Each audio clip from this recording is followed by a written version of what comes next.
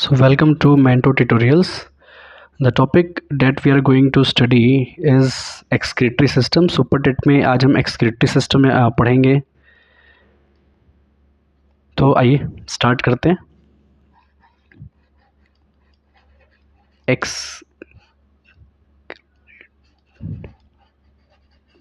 excretory system Super TET में important है ये टॉपिक। तो आइए देखते हैं। सबसे पहले देखिए, अगर हम एक्सक्रीटरी सिस्टम की बात करें तो हमारे पास कुछ पार्ट्स होते हैं। जैसे सबसे पहले पेयर ऑफ किडनी होता है। क्या होता है? पेयर ऑफ किडनी,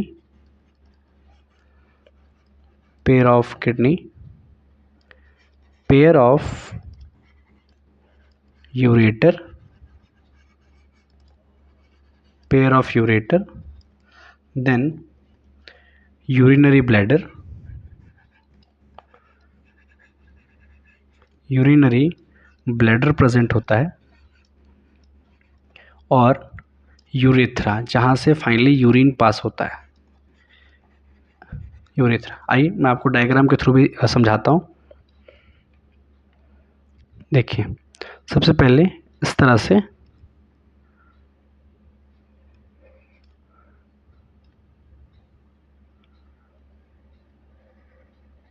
से पेयर ऑफ किडनी होगा। किडनी से इस तरह से यूरेटर निकलता है। जब ब्लड फिल्टर हो जाएगा किडनी में तो वो फाइनली फिल्टर होकर वो चीज़ कहाँ आती है? इस यूरेटर के थ्रू आती है। ठीक है।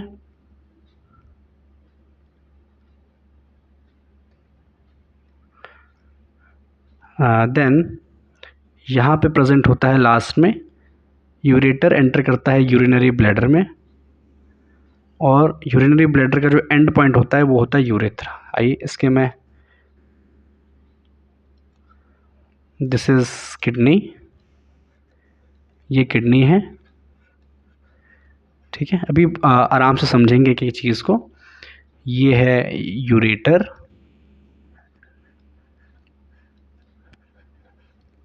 ये है यूरिनरी ब्लैडर,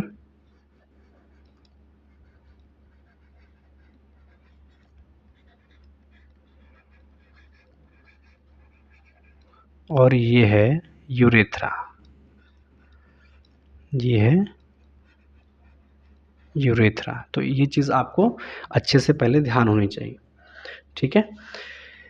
एक चीज़ और कई बार पूछ लेता है कि ये जो किडनी है इसके जस्ट ऊपर एक ग्लैंड प्रेजेंट होता है। यहाँ पे आपको एक ग्लैंड मिल जाएगा। इसका नाम भी कई बार पूछ, एड्रिनल ग्लैंड। क्या नाम होता है इसका? एड्रिनल ग्लैंड नाम होता है। ठीक है, जो कि हार्मोन रिलीज करता है जिसको हम बोलते हैं एड्रेनलिन, एड्रेनलिन बोलते हैं। और आपसे पेपर में पूछ सकता है कि इसी को क्या बोलते हैं? इमरजेंसी हार्मोन कहते हैं। इमरजेंसी हार्मोन इसी को बोलते हैं। पेपर के लिए बहुत इंपॉर्टेंट है, तो इसको आप बहुत अच्छे से ध्यान रखिएगा। ठीक है। अब देखिए, आगे समझते हैं कि यूरिन फिल्टर कैसे होता है, कैसे पूरा प्रोसेस होता है। तो इसको समझते हैं। देखिए, सबसे पहले आपको एक चीज़ समझना पड़ेगा कि जो किडनी है हमारे पास, ठीक है, इस तरह से हमारे पास जो किडनी है, ठीक है, इस किडनी के अंदर एक यूनिट स्ट्रक्चर होता है, यूनिट स्ट्रक्चर होता है, यूनिट स्ट्रक्चर होता है जिसको हम क्या बोलते हैं? किडनी का स्ट्रक्चरल एंड फंक्शनल यूनिट बोलते हैं। किडनी का स्ट्रक्चरल एंड फंक्शनल यूनिट होते हैं। तो ये भी आपसे क्वेश्चन पूछा जा सकता है, what is the structural and functional unit of kidney. तो इसका जवाब आप क्या देंगे? इसका जवाब होगा नेफ्रॉन। क्या? नेफ्रॉन होगा। अब मैं आपको नेफ्रॉन भी समझाऊंगा, नेफ्रॉन कैसे काम करता है और कैसे फाइनली यूरिन बना के देता है।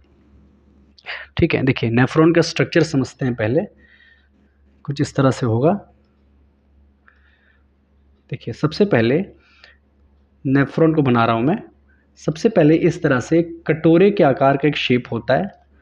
इस तरह से क्या होता है? कटोरे के आकार का एक शेप होता है सबसे पहले।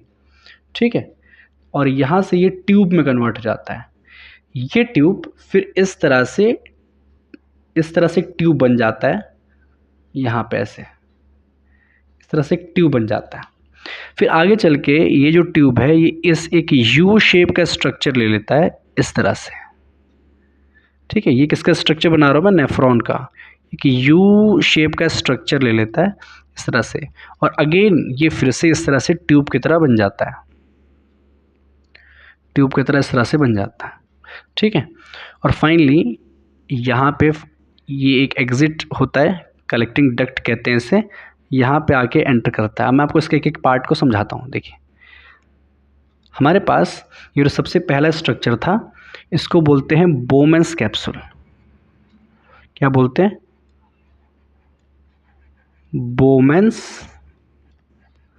कैप्सूल बोलते हैं। क्या बोलते हैं, बोमेंस कैप्सूल बोलते हैं। ठीक है, ये सब किसके अंदर है, ये सब किडनी के अंदर है। किडनी के अंदर ऐसे मिलियन ऑफ नेफ्रॉन होते हैं। कितने, मिलियन, एक किडनी में मिलियन ऑफ नेफ्रॉन प्रेजेंट होते हैं। तो सबसे ऊपर जो आपको स्ट्रक्चर देख रहे हैं ये क्या है, बोमेंस कैप्सूल। उसके बाद ये जो ट्यूब आपको दिख रहा है आगे एक्सटेंड हुआ है, इसको हम बोलते हैं पीसीटी। क्या बोलते हैं, पीसीटी, प्रॉक्सिमल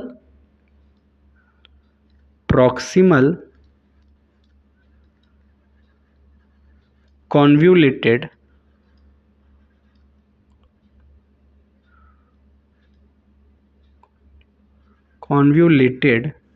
टिब्यूल। उसके बाद आपको ये जो यू शेप का स्ट्रक्चर दिख रहा है ये होता है हेनलेज लूप। क्या होता है, हेनलेज लूप बोलते हैं इसको। फिर अगेन हेनलेज लूप जो है, अगेन ये ट्यूब का स्ट्रक्चर बनता है जिसको हम डीसीटी बोलते हैं। क्या बोलते हैं, DCT, distal convoluted tubule. Distal convoluted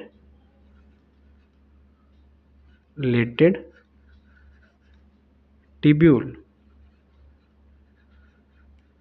distal convoluted tubule. और फाइनली ये जो डीसीटी है ये ओपन होता है किसमें, कलेक्टिंग डक्ट में। किसमें ओपन होगा, कलेक्टिंग डक्ट में होगा। ठीक है, तो ये तो मैंने आपको बता दिया कि किडनी के अंदर जो नेफ्रॉन प्रेजेंट है उसके क्या क्या स्ट्रक्चर है। अब हम ये देखते हैं कि काम कैसे करता है। ठीक है, ये नेफ्रॉन कैसे काम करके यूरिन फिल्टर करके देता है, तो इसको हम समझते हैं आगे। तो बोमेंस कैप्सूल का मैं थोड़ा सा एनलार्ज व्यू बना के दिखा रहा हूँ आपको, ताकि हमको अच्छे से समझ में आ सके।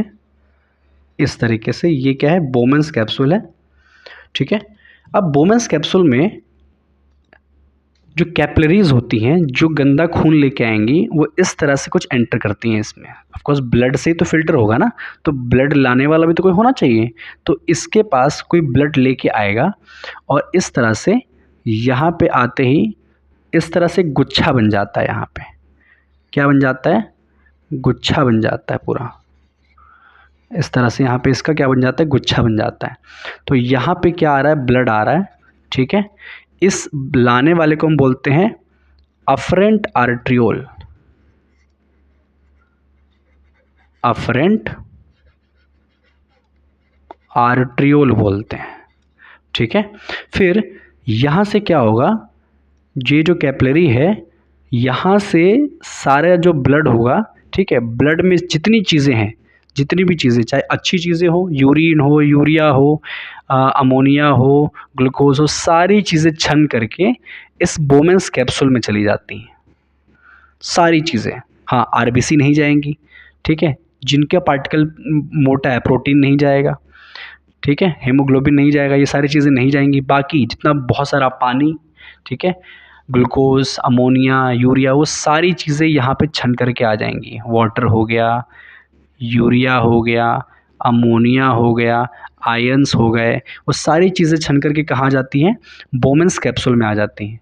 अब बोमेंस कैप्सूल में आ गई, अब यहाँ से क्या होगा, जो ब्लड है अब ये खाली होके जाएगा, इसके पास अब कुछ नहीं बचा है, केवल ब्लड, मेन ब्लड बचा है।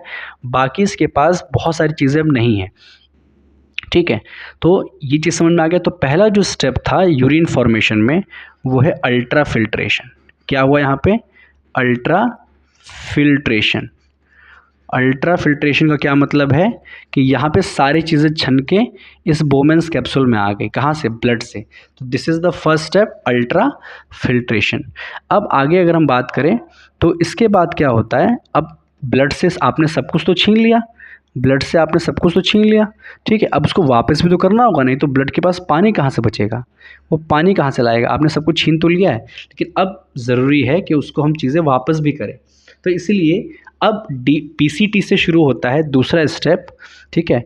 वापस ये जो आपको यहाँ पे कैपिलरी दिख रही थी जो ब्लड को लेके जा रही है, खाली ब्लड को, इसको हम बोलते हैं इफरेंट आर्ट्रियोल। लाने वाले को अफरेंट आर्ट्रियोल और ले जाने वाले को इफरेंट आर्ट्रियोल, ले जाने वाले को इफरेंट आर्ट्रियोल। अब ये जो इफरेंट आर्ट्रियोल है, दिस इफरेंट आर्ट्रियोल, ये क्या होगा, इसके चारों तरफ रैप हो जाएगा, ठीक है। ये जो पीसीटी, डीसीटी, हेनलेस लूप है, इसके चारों तरफ इस तरह से आके रैप होने वाला है, ऐसे रैप होगा, क्योंकि ये खाली है, इसको वापस चाहिए, तो वापस आएगा तो उसी के बाद ना जिसको दिया है तो उसके पास ये जो चीज़ स्ट्रक्चर है इसके पास आके रैप हो जाएगा। तो पीसीटी से स्टार्ट होता है वापस करना, मतलब कि रीएब्जॉर्प्शन। क्या होगा?